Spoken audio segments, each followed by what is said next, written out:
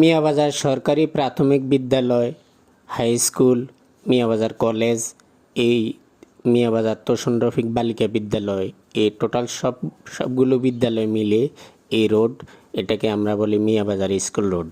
দেখুন এই স্কুল রোডের বর্তমান অবস্থা দেখুন।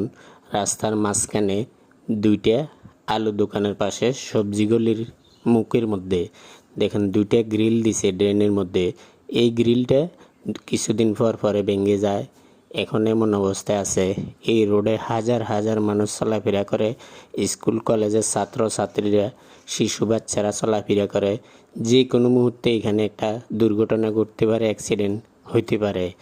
বাজার কমিটি, সম্মানিত চেয়ারম্যান, উপজেলা প্রশাসন সকলের দৃষ্টি আকর্ষণ করছি, এই দুইটা গ্রিল যাতে স্থায়ীভাবে করা হয়। এমনভাবে ওয়ান টাইম কাজ করে দিছে, 2 বছর 3 বছরও যায় নাই, এগুলো ভেঙে গেছে। ধন্যবাদ, সবাই ভিডিওটা শেয়ার করে দিবেন। ধন্যবাদ।